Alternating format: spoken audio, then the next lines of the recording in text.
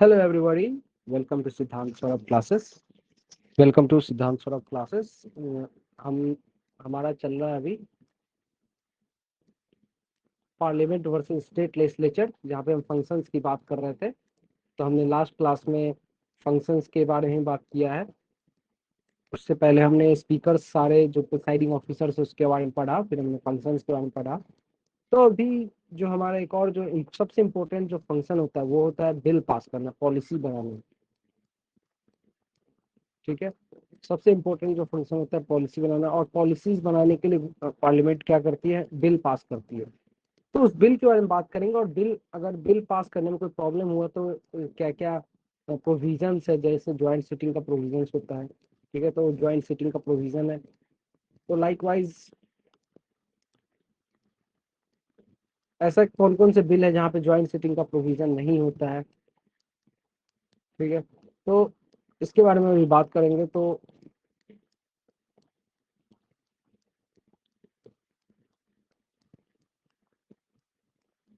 अभी हम बात करेंगे पहले बिल के बारे में कि बिल कौन सा था। तो होता है एक एक होता है पब्लिक बिल और दूसरा होता है प्राइवेट बिल। पब्लिक बिल और प्राइवेट बिल। तो पब्लिक बिल के बारे में बात करेंगे तो पब्लिक बिल को इंट्रोड्यूस कौन करता है, पब्लिक बिल और प्राइवेट बिल। बस एक डिफरेंस यही होता है कि जो मिनिस्टर होते हैं, जो कैबिनेट में मिनिस्टर्स होते हैं, काउंसिल ऑफ मिनिस्टर्स होते हैं, मीन्स जो भी मिनिस्टर अगर इंट्रोड्यूस करते हैं पार्लियामेंट पे, उसे हम कहेंगे पब्लिक बिल। लेकिन वही बिल अगर कोई मिनिस्टर के अलावा कोई नॉर्मल मेंबर ऑफ पार्लियामेंट करता है तो उसे हम कहेंगे private bill. It reflects the policies of government ruling party. तो पब्लिक बिल क्या करती है, पॉलिसी को बताती है कि हमारा पॉलिसी क्या है। जैसे अभी प्रेजेंट गवर्नमेंट स्वच्छ भारत अभियान पे काम कर रही है, या फिर उनका जो पॉलिसी है डिसइन्वेस्टमेंट के रिगार्डिंग, तो वो सबसे रिलेटेड बिल आएगा। लेकिन जो अपोजिशन पार्टी है, तो अपोजिशन पार्टी चाहेगी कि डिसइन्वेस्टमेंट ना हो, कि वो चाहेगी कि और कुछ गवर्नमेंट का इंफ्रास्ट्रक्चर कुछ और बने, गवर्नमेंट का पीएसयू टाइप कुछ इनिशिएटिव हो। तो प्राइवेट बिल, ये बस एग्जांपल था। Private bill reflects the stand of opposition party on public matter. ठीक है, तो जनरली जो अपोजिशन पार्टी के जो मेंबर होते हैं वो जनरली वो जो बिल पास करते हैं, वो जो बिल प्रेजेंट करते हैं, उसे हम कहते हैं प्राइवेट बिल। और पब्लिक बिल का बहुत ज़्यादा चांस होता है कि वो पार्लियामेंट अप्रूव कर दे। लेकिन अगर अप्रूव नहीं हुआ, अगर रिजेक्शन हुआ, इसका मतलब ये हुआ कि you are not enjoying parliamentary confidence. क्योंकि जिसकी पार्टी है जो पावर में है, तो उन्हीं के मिनिस्टर बनते हैं, उन्हीं के मेंबर्स मिनिस्टर बनते हैं। और उनका बिल अगर पास नहीं और रिजेक्ट हो रहा, तो यानी ये एक एक्सप्रेशन है कि आप में पार्लियामेंट्री कॉन्फिडेंस नहीं है। ठीक है, और फिर रेजिग्नेशन भी हो सकता है बाद में, अगर डिमांड हुआ नो कॉन्फिडेंस मोशन। और यहाँ पे बस 7 डेज का नोटिस रिक्वायरमेंट है, 7 दिन का नोटिस चाहिए। और it is drafted bye concern department in consultation with law department.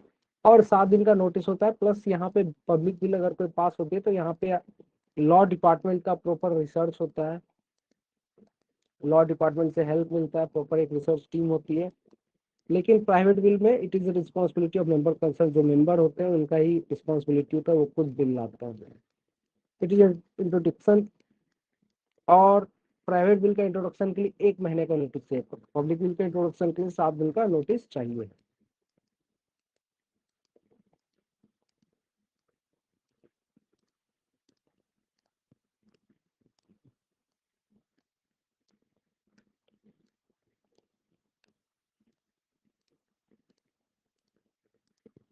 ठीक है, तो एक हो गया पब्लिक बिल, प्राइवेट बिल। अभी हम लोग बात करेंगे मनी बिल के बारे में। तो मनी बिल पे बात करने से पहले हम ये बात करेंगे कि जो पब्लिक बिल और प्राइवेट बिल तो आपने समझ लिया। अब कोई भी बिल है जो जनरली लोकसभा में पास हुआ, लोकसभा में गया और लोकसभा से राज्यसभा में पास हुआ, लेकिन राज्यसभा ने बोला कि यहाँ पे कुछ अमेंडमेंट चाहिए, तो किसी न किसी वजह से, या फिर राज्यसभा ने पास किया, लोकसभा में गया, लोकसभा ने पास नहीं किया, तो किसी न किसी वजह से अगर डेडलॉक क्रिएट हो गया, अगर किसी न किसी वजह से डेडलॉक क्रिएट हो गया between regarding over the passage of bill between two houses, over passage of bill, तो ज्वाइंट सिटिंग का एक एक्स्ट्राऑर्डिनरी मशीनरी या फिर एक प्रोविजन है जो कि कॉन्स्टिट्यूशन में दिया गया है। तो डेडलॉक अगर हुआ, ये 3 सिचुएशन में हो सकता है। If the bill is rejected by other house, तो एक हाउस ने पास किया, दूसरे हाउस ने रिजेक्ट कर दिया। If the houses are finally disagreed as to amendments, अब लोकसभा ने पास करके राज्यसभा को दिया, राज्यसभा ने बोला इस पे कुछ अमेंडमेंट होना चाहिए, और वहां पे डिसएग्रीमेंट है कि नहीं ये अमेंडमेंट नहीं हो सकता है। और या फिर तीसरा पॉइंट है कि 6 महीने गुजर चुके हैं from the date of receipt of the bill by other house without the bill being passed of it. जिस हाउस में गया उसके बाद वहां पे 6 महीने गुजर चुके हैं। तो ये जो तीन कंडीशन है, इस तीन कंडीशन के बाद president can summon both the house to meet in joint sitting. Question आ सकता है कि who can summon the joint sitting, option में होगा स्पीकर। ठीक है, हो सकता है कंफ्यूज हो जाए। तो it is not speaker, it is president. President can summon both the house to meet in joint sitting. ठीक है, क्योंकि लोकसभा और राज्यसभा का बात है, लेकिन ज्वाइंट सिटिंग को हेड कौन करता है, प्रिसाइड कौन करता है, it is speaker of Lok Sabha. ठीक है, स्पीकर ऑफ लोकसभा प्रिसाइड करता है। लेकिन ये ज्वाइंट सिटिंग सिर्फ ऑर्डिनरी बिल्स के लिए है और फाइनेंशियल बिल्स के लिए है।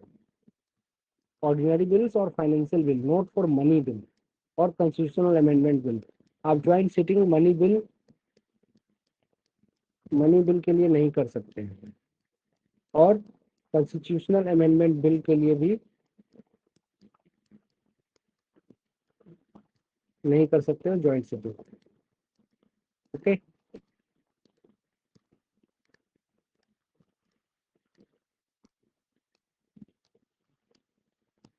उसके बाद आता है मनी बिल।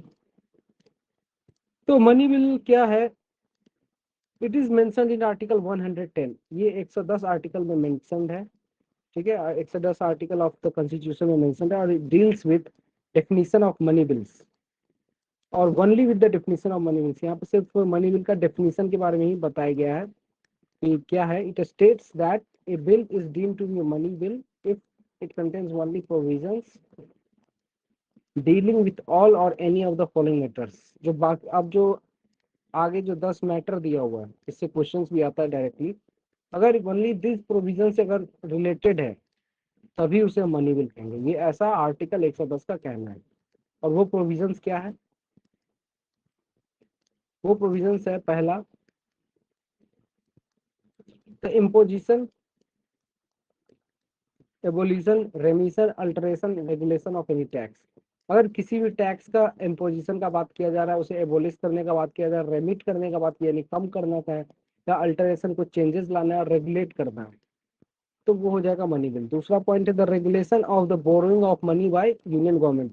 अगर यूनियन गवर्नमेंट को कुछ रेगुलेट करना regarding borrowing of money, union government को मनी को बोरो करना है, तो that will come under money bill. Third point is the custody of consolidated fund of India या फिर contingency fund of India. Contingency fund of India या फिर consolidated of India से रिलेटेड अगर कोई मैटर है, उसके कस्टडी के बारे में बात हो रहा है कि उसमें जो भी पैसे हैं, या फिर उसको विड्रॉ करना है या फिर पेमेंट करना है, विड्रॉल ऑफ मनी, इन सारे फंड से जो भी मनी को विड्रॉ करना है या फिर पेमेंट करना है, तो that will come under money bill under article 110।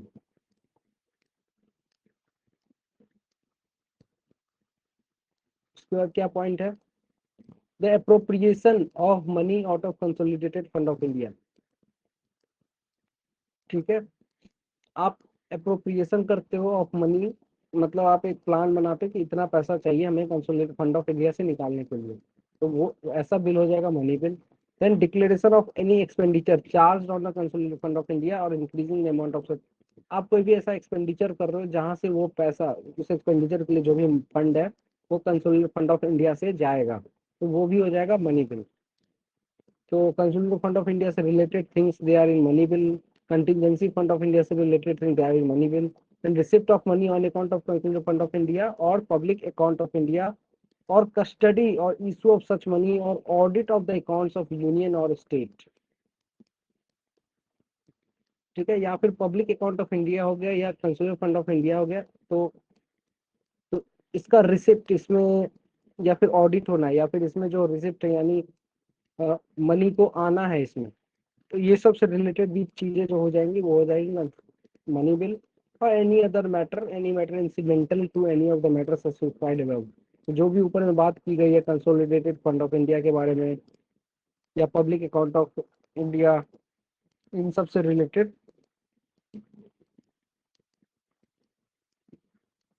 या फिर टैक्स से related, then borrowing of money by union government से रिलेटेड, तो ये सब हो जाएगा मनी बिल के अंदर।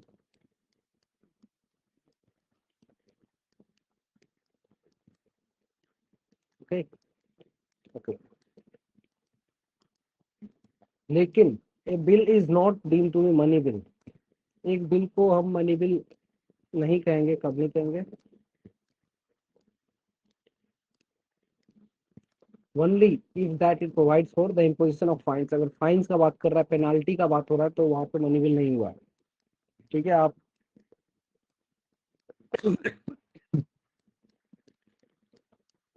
That will not come under money bill. अगर आप सिग्नल तोड़ रहे हो और उस पर फाइन लग रहा है, तो वो मनी बिल नहीं होगा। द डिमांड और पेमेंट ऑफ फीस और for licence, fees for service, और किसी सर्विस के लिए फी लग रहा है या फिर लाइसेंस के लिए फी देना पड़ रहा है, तो that will not be money bill. Imposition, abolition, रेमिशन, alteration, regulation. ठीक है, अगर जो लोकल अथॉरिटी जो टैक्स लगाती है, लोकल अथॉरिटी या लोकल बॉडी कोई लोकल पर्पस के लिए आपको टैक्स लगाती है, तो वो भी मनी बिल में नहीं आएगा। जैसे म्यूनिसिपल कॉर्पोरेशन, पंचायती, ग्राम पंचायत अगर कोई टैक्स लगाती है, उसको अल्टर करती है, इम्पोज करती है, तो वो मनी बिल नहीं होगा। Okay, then comes financial bill. Financial bill one, तो मनी बिल के बाद आता है फाइनेंशियल बिल वन। ठीक है, तो हमने बात किया था ज्वाइंट सिटिंग फाइनेंशियल बिल और ऑर्डिनरी बिल के लिए हो सकता है, मनी बिल के लिए ज्वाइंट सिटिंग नहीं हो सकता है। तो फाइनेंशियल बिल की अगर हम बात करें, तो a financial bill one is a bill that contains not only any or all the matters mentioned in article 1 and 10 but also other matters of general legislation। तो फाइनेंशियल बिल वन में article 110 से related जो matter है वो तो आता ही है, included है, प्लस अदर मैटर्स भी इंक्लूडेड है। ओके, तो इन टू रिस्पेक्ट, तो फिर ये डिफरेंट कैसे है भाई मनी बिल से, how it is different from money bill? तो in two respect both of them can be introduce only in Lok Sabha. Sorry, पहले सिमिलरिटी का बात करते हैं। तो फाइनेंशियल बिल और मनी बिल सिमिलर कैसे है? तो पहला है कि दोनों को लोकसभा में हम इंट्रोड्यूस कर सकते हैं और राज्यसभा में इंट्रोड्यूस नहीं कर सकते, introduce.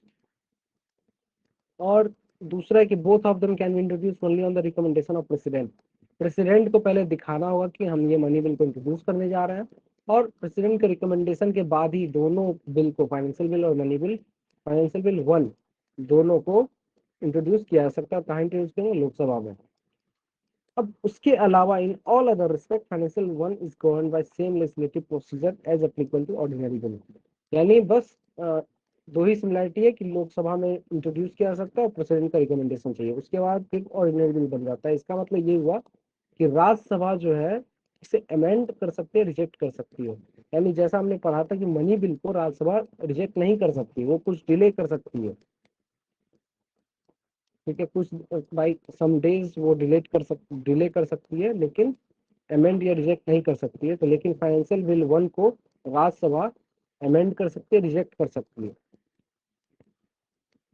except that an amendment other than for reduction or abolition of tax cannot be moved in either house without the recommendation of, since joint sitting is also allowed। Financial bill one के लिए joint sitting allowed है।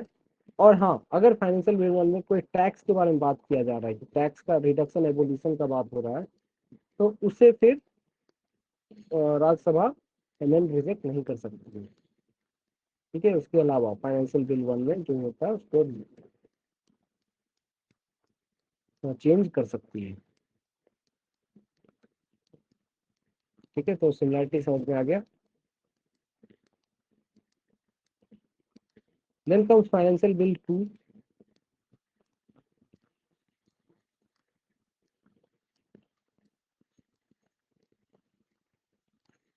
इन financial bill two, the financial bill 2 contains provision involving expenditure from consolidated fund of India। ठीक है, but does not include any of the matters mentioned in article 110। तो financial bill 2 में वो सारे provisions हैं that is related to expenditure from consolidated fund of India. Consolidated fund of India से expenditure से related provisions है financial bill 2 में। ठीक है, आमदनी अठन्नी खर्च 4 रुपये होता है, यहाँ पे 2 रुपये। चलो इससे रिलेटेड आप, तो यहाँ पे एक्सपेंडिचर से रिलेटेड बात है। कंसोलिडेटेड फंड ऑफ इंडिया से जो एक्सपेंडिचर करना है सिर्फ उन मैटर को इन्वॉल्व करता है फाइनेंशियल टू, और यहाँ पे it does not include any of the matter that is mention in article 110। Article 110 से रिलेटेड कोई मैटर इंक्लूड नहीं करता है, लेकिन फाइनेंशियल बिल 1 जो है वो इंक्लूड जरूर करता है। Then it is treated as ordinary bill, ये इसे हम ऑर्डिनरी बिल के समान ही ट्रीट करते हैं इन ऑल रिस्पेक्ट, और is govern by same legislative in every respect. सब रिस्पेक्ट में फाइनेंशियल बिल 2 क्या है, एक ऑर्डिनरी बिल है। इसलिए फाइनेंशियल बिल 2 को हम इंट्रोड्यूस कर सकते हैं किसी भी हाउस ऑफ पार्लियामेंट में, और प्रेसिडेंट के रिकमेंडेशन यहाँ पे जरूरी नहीं है।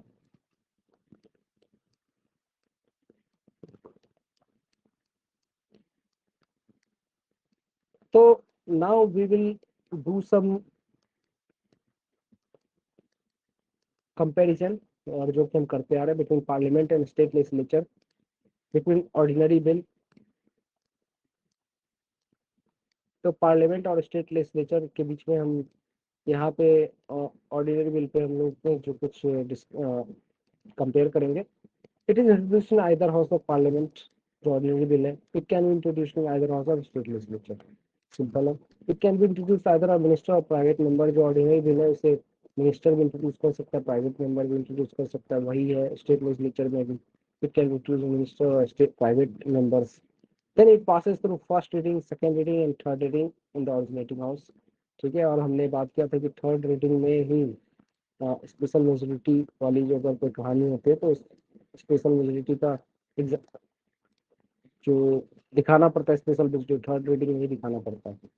तो यहाँ पे भी जो ऑर्डिनरी बिल है स्टेट लेजिस्लेचर में फर्स्ट रीडिंग, सेकंड रीडिंग और थर्ड रीडिंग के थ्रू जाता है इन द ओरिजिनेटिंग हाउस। जहाँ से ओरिजिनेट होता है, it is deemed to have been passed by parliament only when both the houses are agreed to it either with और without amendment. कोई भी बिल तभी पास होती है अगर वहां पे, अगर दोनों house, both the house are agreed to it with और विदाउट अमेंडमेंट्स। ठीक है।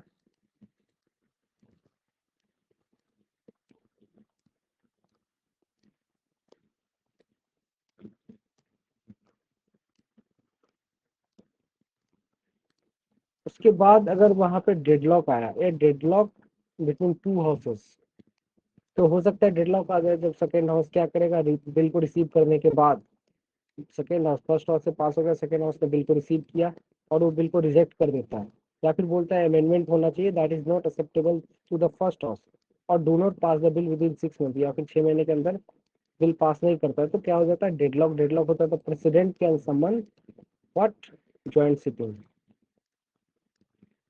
A deadlock between two houses take place और legislative council, जैसे legislative council यहाँ पे क्या है, legislative council after receiving a bill passed by legislative assembly। देखो स्टेट में क्या होता है, legislative council को मिलता है बिल, और लेजिस्लेटिव काउंसिल जो है अगर उसे पास ना करे तो, या फिर बिल को रिजेक्ट कर दे, अमेंडमेंट बोले that is not acceptable to legislative assembly, या फिर 3 मंथ, यहाँ पे 3 मंथ का कंडीशन है। ठीक है, यहाँ पे ये डिफरेंस है, इसे हम कंपेयर करके बात करते हैं। अगर 3 मंथ्स के अंदर, यहाँ पे 6 मंथ।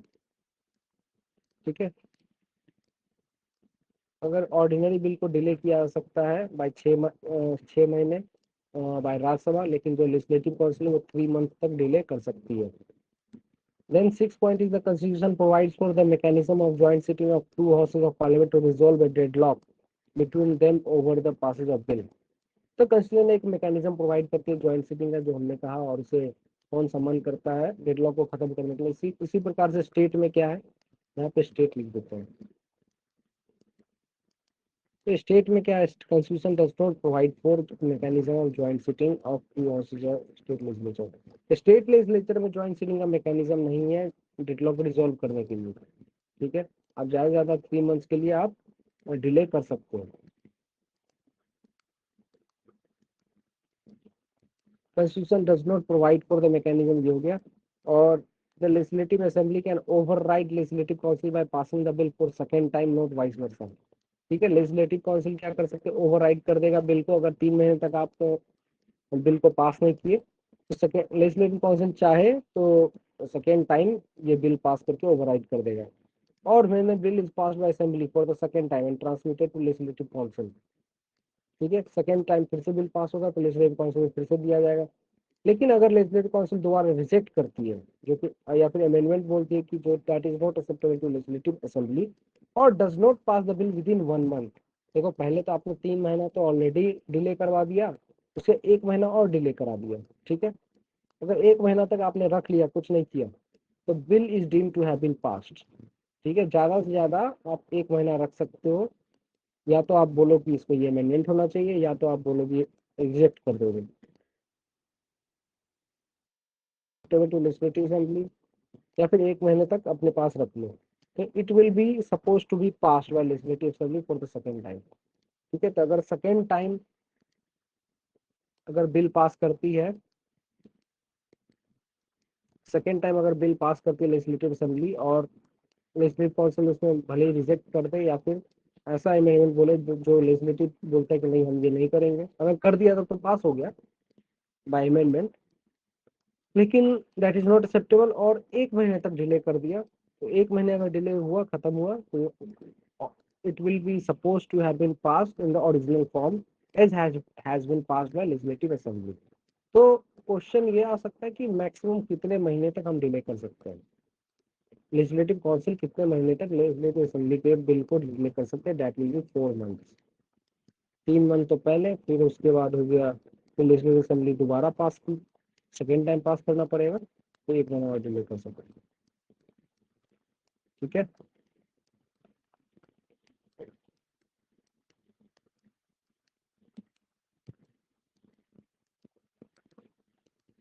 अब ये देखो, the mechanism of passing the bill for second time to resolve a deadlock applies to a bill originated legislative assembly only.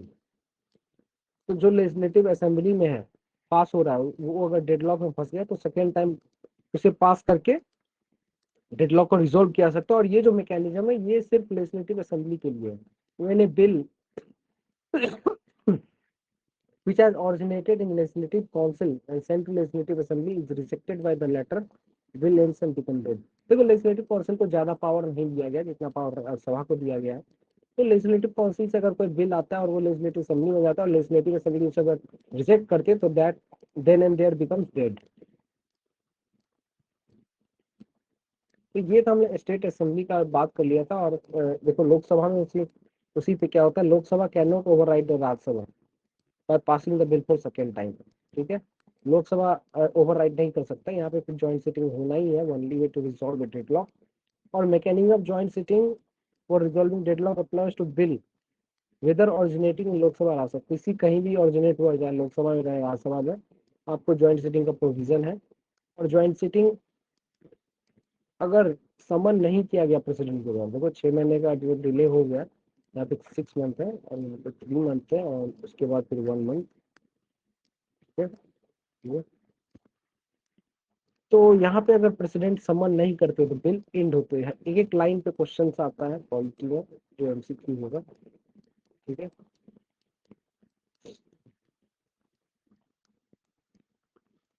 तो सब लक्ष्मीकांत मेंशन है, ऐसे लिखा हुआ है। तो after listening to my lecture you must read Laxmikanth related chapter, that is parliament.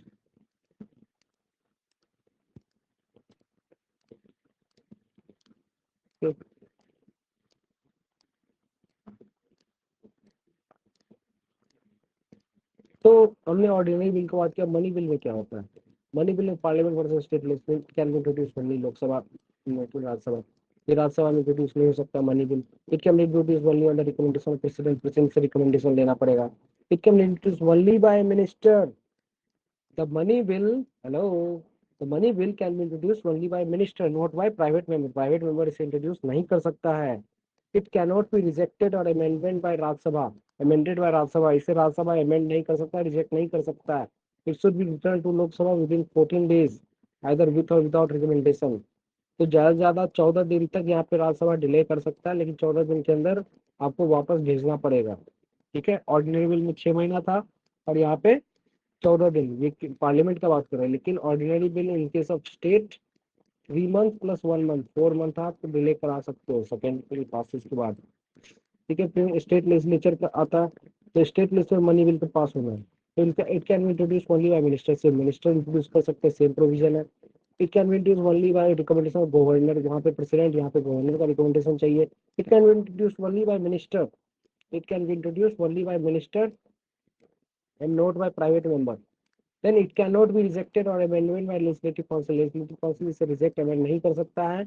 It should be return to legislative assembly within 14 days, 14 दिन के अंदर। यहाँ भी है जो मनी बिल के केस में दोनों स्टेट और पार्लियामेंट में ये है कि 14 डेज के अंदर विथ और विदाउट अमेंडमेंट आपको वापस लेजिस्लेटिव असेंबली में भेजना होगा।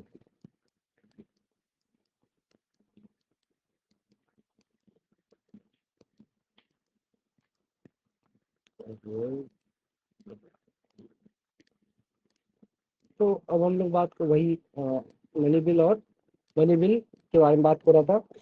तो लोकसभा कैन आइदर एक्सेप्ट और रिजेक्ट, लोकसभा एक्सेप्ट कर सकती है और रिजेक्ट भी कर सकती है।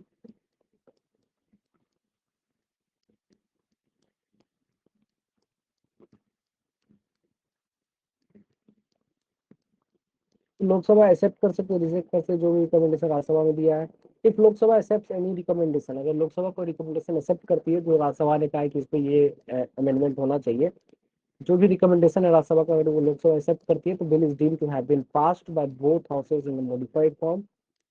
Similarly, legislative assembly accepts any of the recommendation, the bill is deemed to have been passed by both the house in modified form। बोला गया मॉडिफाइड फॉर्म में चेंज हो गया है। Then seventh point is that if Lok Sabha does not accept any recommendation, अगर लोकसभा कोई भी recommendation को एक्सेप्ट नहीं करती है तो bill is deemed to be passed by both the house. ठीक है, both the house originally passed by Lok Sabha without any change। तो कहा जाएगा कि bill is passed by both the house in the form that is originally passed by Lok Sabha without any change. अगर legislative assembly pass accept नहीं करता recommendation को तो bill is deemed to have been passed by both the house in the form originally passed by legislative assembly without any change. यहाँ भी वही है। उसके बाद फिर 8th पॉइंट है, if Rajya Sabha does not return to Lok Sabha, 14 दिन के अंदर अगर रिटर्न नहीं करता है तो जैसे एक्सपायर हुआ तो माना जाएगा कि बिल जो है पास हो चुका, फॉर्म ओरिजिनली पास हुआ लोकसभा। ठीक है, सिमिलरली यहाँ पे लेजिस्लेटिव काउंसिल अगर 14 दिन के अंदर रिटर्न नहीं करता तो bill is deemed to have been passed by both the house at expiration of said period in the form originally pass by legislative assembly. जैसा ओरिजिनली पास हुआ था लोकसभा से, लोकसभा से इधर या लोक असेंबली से उधर, तो माना जाएगा ओरिजिनली पास हो चुका है। Then constitution does not provide for resolution of deadlock of between two houses, अगर मनी बिल पे कोई डेडलॉक आ गया वहाँ पे कॉन्स्टिट्यूशन कोई रिजोल्यूशन प्रोवाइड नहीं करता है, क्योंकि will of Lok Sabha is made to prevail. यहाँ पे लोकसभा को ज्यादा पावर दिया गया है in terms of money bill. अगर एग्री नहीं करता है तो लोकसभा के पास ज्यादा पावर है। सिमिलरली यहाँ पे कॉन्स्टिट्यूशन यहाँ भी रिजोल्यूशन नहीं दिया है, लेजिस्लेटिव असेंबली का विल जो है प्रिवेल होता है ओवर लेजिस्लेटिव काउंसिल, अगर वो राजी नहीं होता, राज्यसभा या लेजिस्लेटिव काउंसिल एग्री नहीं होता तो। अब हम फंड्स के बारे में बात करेंगे कि मनी बिल में हम लोग बहुत फंड्स का बात किए, कंसोलिडेटेड फंड का बात कर रहे थे, कंटिजेंसी फंड का बात कर रहे थे। तो फंड है, गवर्नमेंट ऑफ इंडिया का फंड होती है, गवर्नमेंट ऑफ इंडिया का जो फंड होती है वो फंड की होती है। फंड सबके लिए, जो भी हमारे घर में फंड होता होगा, हम लोग कुछ पैसे कुछ इन दफों गहना जेवर रखते होंगे, हमारे घर में रखा जाता होगा। ठीक है, तो वो किसी विपत्ति के समय यूज किया जाता है। ठीक है, या फिर हमारे पास जो जमीन होती है तो हम लोग कुछ प्रॉब्लम आता है तो उसे बेच देते हैं, तो हो गया इमरजेंसी कंटिजेंसी फंड उसे हम कह सकते हैं। लेकिन कुछ कुछ हमारे पेरेंट्स के सैलरी होते हैं, normal day to day life में खर्च होता है तो हो गया कंज्यूमर फंड ऑफ इंडिया। लेकिन कुछ ऐसे फंड होते हैं जो हस्बैंड क्या करते हैं अपने वाइफ को देते हैं कि ये लो, ये मेरे सैलरी का इतना, सब वो हो गया पब्लिक अकाउंट ऑफ इंडिया। ठीक है, जो एग्जीक्यूटिव डायरेक्टली उसको वहाँ पे कुछ सोच विचार नहीं होता है, डायरेक्टली वो वहाँ से मिल जाता है। जो बच्चे होते हैं उनको तुरंत पॉकेट मनी मिल जाता है, वहाँ पे कोई डिस्कशंस नहीं होता है। तो वो हो गया पब्लिक अकाउंट ऑफ इंडिया। ठीक है, तो constitution of India provides for 3 kind of fund, तीन तीन प्रकार का फंड के बारे में बात कर रहा है कॉन्स्टिट्यूशन ऑफ इंडिया। तो एक है consolidated fund of India article 266, दूसरा public account of India article 266, third is contingency fund of India 267। तो आपको ये याद रखना चाहिए contingency fund of India is mention in article 267। ठीक है, यूपीपीसीएस में कोई ये सब क्वेश्चन आता है और यूपीएससी में भी आ सकता है, क्योंकि ऑप्शन इसमें क्या रखते हैं कोई किसी को नहीं पता। तो ऐसा तो नहीं आएगा आर्टिकल 267 में क्या मेंशन है, लेकिन हो सकता है किसी एक ऑप्शन में ऐसा एक दे दे तो आपको एलिमिनेट करने में आसान होगा। और स्टेट में तो आता ही आता है, तो स्टेट जब हो गई है तो देना ही पड़ेगा, और लोग देते भी हैं और देना भी चाहिए। ठीक है, और मैं रिकमेंड करूंगा कि आप स्टेट्स का एग्जाम दो और take it as test series. अगर आपको सिर्फ यूपीएससी निकालना है ना, सिविल सर्विसेज ही क्रैक करना है, तो स्टेट को just take it as test series. तो वहाँ पे आप 10 एग्जाम दो, उसको भी ज़्यादा टाइम दो, बस यूपीएससी का ही तैयारी करो। हाँ, वो बहुत कुछ सीखने को भी मिलेगा। और अगर कोई सिविल सर्विस का प्रिपरेशन करता है तो सब एग्जाम निकाला जा सकता है। ठीक है, तो Consumer Fund of India is mentioned in Article 266, Public Account of India is mentioned in Article 266, and Contingency Fund of India is mentioned in Article 267, I'm sorry. Then consolidated fund of India का बात करेंगे। Consolidated fund of India जो कि article 266 में mention है। It is a fund to which all recipients are credited and all payments are debited. ये एक ऐसा फंड है जहाँ पे सारा रिसिप्ट यानी गवर्नमेंट का रेवेन्यू को क्रेडिट किया था, मतलब जब क्रेडिट किया तो उसे हम रिसिप्ट कहेंगे। जब हम पैसा डालते हैं कंसोलिडेटेड फंड में तो वो क्रेडिट, और जो भी पेमेंट डेबिट होता है तो यहीं से डेबिट होता है। In other words all revenue received by government of India. Government of India जो भी रेवेन्यू को रिसीव करती है, या फिर जो भी लोन जो रेज करती है government on the issue of treasury bill loans और ways and means advances, ways and means. ठीक है, एक होता है वेज एंड मीन्स। ठीक है, अभी बात करेंगे। All money received by government in payment of loans forms the consumer fund of India. ठीक है, कंज्यूमर फंड ऑफ इंडिया होता क्या है, सीएफआई में क्या सब इंक्लूडेड होता है। तो जो भी रेवेन्यू गवर्नमेंट ऑफ इंडिया का जो भी रेवेन्यू आएगी वो सारे चल जाएगा जैसे टैक्स आप देते हो, तो debt all goes on CFI. यानी सीएफआई क्या है, हमारा फंड है, हम जो टैक्स देते हैं वो वहाँ जाता है। फिर जो भी लोन गवर्नमेंट रेज करती है, जैसे पब्लिक को ट्रेजरी बिल दे दिया, ठीक है, टी बिल्स होता है, ये आपको पता होगा, 31 30 60 90 डेज के लिए होता है, 180 डेज के लिए होता है। ठीक है, तो ट्रेजरी बिल्स गवर्नमेंट देती है और बदले में वो आपको कुछ डिस्काउंटेड प्राइस पे देगी, 90 रुपए में देगी, और बोलेगी 6 महीना बाद आपको 100 रुपए देंगे। इस टाइप का होता है। फिर ways and means of advances, यहाँ पे आरबीआई का रोल होता है। ठीक है, वेज एंड मीन्स, यहाँ पे स्टेट और गवर्नमेंट जो है लोन लेती है। ठीक है, एक बार इसको क्लियरली पढ़ लेना, वेज एंड मीन्स। तो स्टेट और गवर्नमेंट ऑफ इंडिया दोनों वेज ऑफ मीन्स का यूज करके फंड को रेज करती है। तो ये भी कंसोलिडेटेड फंड ऑफ इंडिया में जाता है। और all money received by government, अगर government in the repayment of loans, अगर कोई भी लोन गवर्नमेंट ऑफ इंडिया ने किसी को लोन जरूर दिया होगा, तो देते हैं, और जो भी उसके बदले जो इंटरेस्ट आता है, पैसा आता है, वो सब जाता है कंसोलिडेटेड फंड ऑफ इंडिया में। यानी जो भी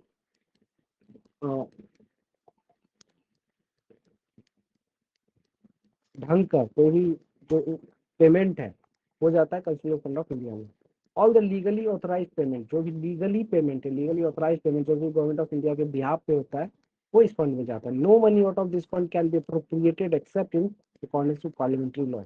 और आप ऐसा नहीं, कंज्यूमर फंड ऑफ इंडिया में जो भी पैसा है वो बहुत लीगल है, और यहाँ पे इसका बहुत ज़्यादा क्रेडेंशियल है। अगर आपको फंड निकालना है, अगर आपको फंड यहाँ से निकालना है तो बिना पार्लियामेंट्री लॉ के नहीं हो सकता। यानी इसको हम क्या कहते हैं, नो टैक्सेशन विदाउट रिप्रेजेंटेशन। मतलब आप यूं ही नहीं निकाल सकते हो, आपको एक पार्लियामेंट से बिल पास करना पड़ेगा, यानी आपको मजबूरी चाहिए सबका, मंजूरी चाहिए, सॉरी, मंजूरी चाहिए पार्लियामेंट को।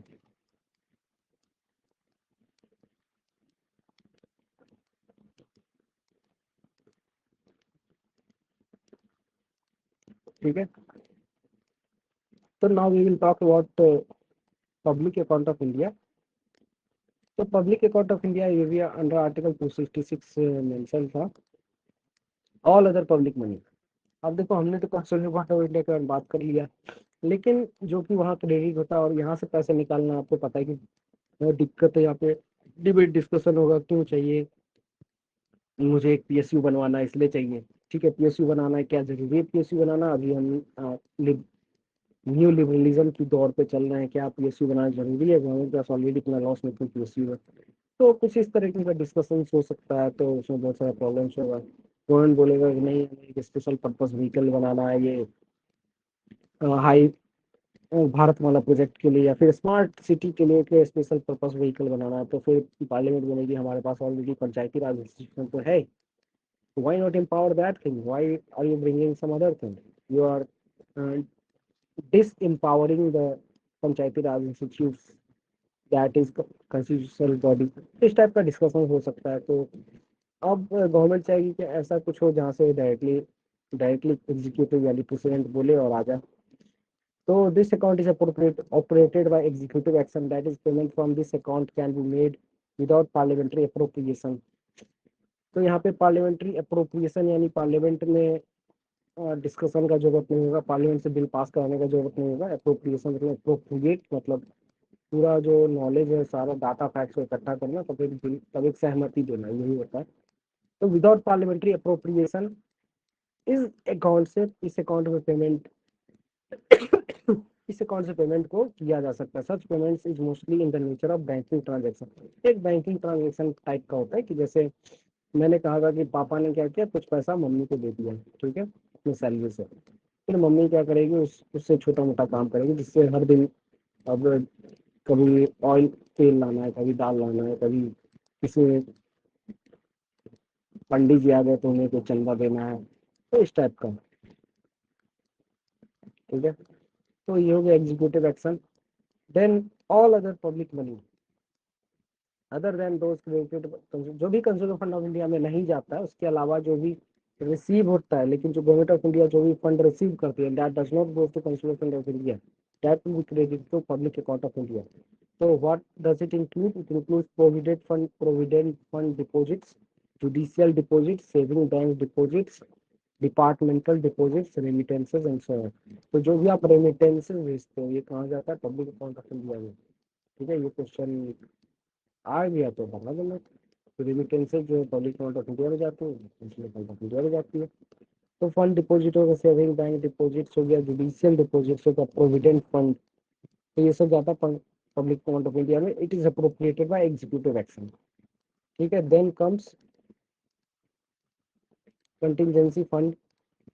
कंटिजेंसी फंड में it is mention article 267, constitution authorise the parliament to establish contingency fund. Constitution ने ऑथराइज किया पार्लियामेंट को कि आप कंटिजेंसी फंड ऑफ इंडिया बनाओ, into which amount determined by law are paid from time to time. तो constitution ने ऐसा authorise किया, बस इतना ही किया। तो फिर पार्लियामेंट ने क्या किया, चलो एक contingency fund of India act निकाला 1950 में। द फंड इज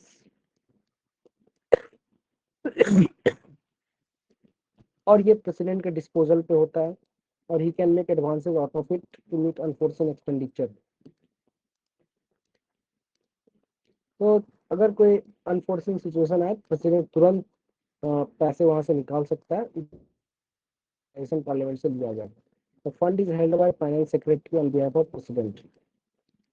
ठीक है, यहाँ पे ऑथराइजेशन पार्लियामेंट से लेने का जरूरत नहीं है कंटिजेंसी फंड ऑफ इंडिया में भी।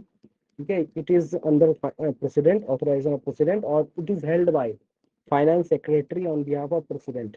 कंटिजेंसी फंड ऑफ इंडिया को फाइनेंस सेक्रेटरी हेल्ड करता है on behalf of president. And like public account of India, public account of India के तरीके से like contingency fund of India भी,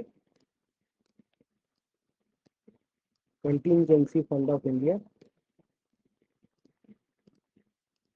ये दोनों एग्जीक्यूटिव एक्शन से ऑपरेट होता है। एग्जीक्यूटिव एक्शन मतलब डायरेक्टली प्रेसिडेंट या प्राइम मिनिस्टर या काउंसिल ऑफ मिनिस्टर ये मिलकर डिसीजन ले सकता है, पार्लियामेंट में जाने का जरूरत नहीं है, यानी ज्यादा टाइम लगाने का जरूरत नहीं।